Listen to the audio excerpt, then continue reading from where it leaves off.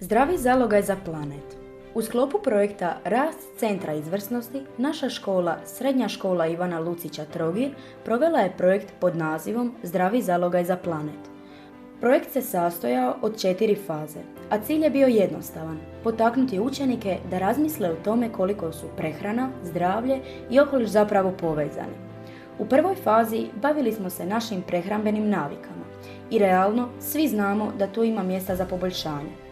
Učenici drugih razreda sudjelovali su na predavanju o šećernoj bolesti koje je održala Goranka Radić. Nakon teorije, vrijeme je bilo za praksu. U suradnji s guštaonicama organizirali smo radionicu zdravih školskih marendi, a učionica se na jedno jutro pretvorila u pravu malu kuhinju. Rezalo se, miješalo, peklo i učilo kroz rad. Radionicu je vodila nutricionistkinja Dijana Sinovčić, koja je s učenicima pričala o tome što zapravo znači jesti kvalitetno, pogotovo u školskim danima. Jer budimo iskreni, većina školskih marendi baš i nije neki primjer zdrave prehrane.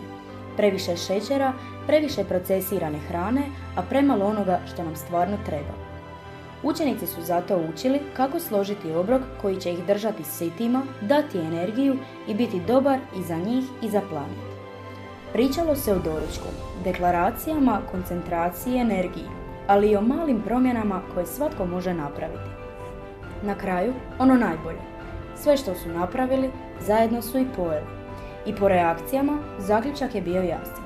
Zdravo može biti jako fino. Sljedeća faza bila je posvećena kretanju i zdravom načinu života. Na Svjetski dan zdravlja, 7. travnja 2026. organizirali smo projektni dan na prostoru Batarije, Kuleka Merlengo i Parka Malarija. Uz pomoć brojnih partnera, učenici su sudjelovali u raznim aktivnostima. Crveni križ pokazivao je kako pružiti prvu pomoć. Dijabetičko društvo mjerilo je šećer u krvi. Policija je govorila o prevenciji ovisnosti kroz svoj mobilni program. Dijelili su se letci, ali i naši recepti i zdravi krekeri koji su učenici sami pripremili.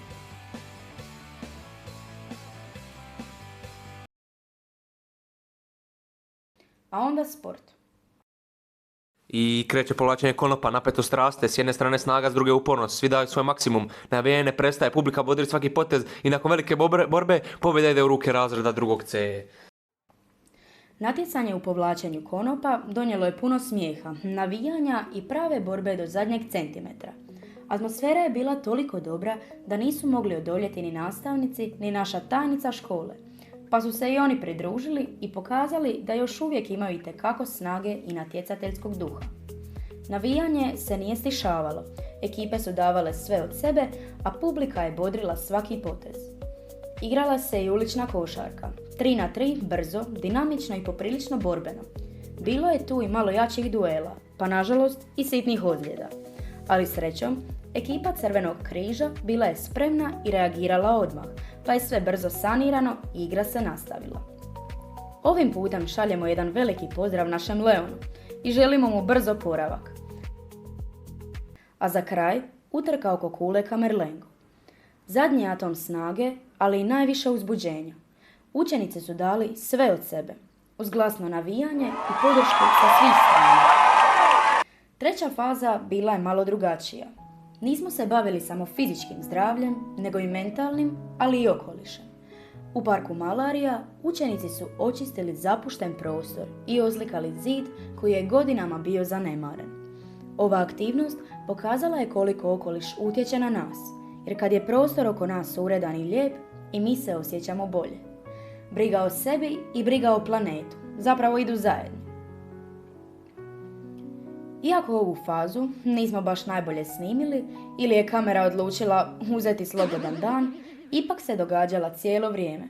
Učenici su pravilno odvajali otpad, a posebna ekipa objašnjavala je drugima kako to raditi. Na Svjetski dan zdravlja, Trogirski holding dodatno nas je podržao edukativnim materijalima. Na kraju, veliko hvala svim partnerima. Kroz ovaj projekt uspjeli smo spojiti znanost, umjetnost, sport i ekologiju i pokazivati da male promjene stvarno mogu napraviti veliku razliku. Jer zdravlje nije samo osobna stvar.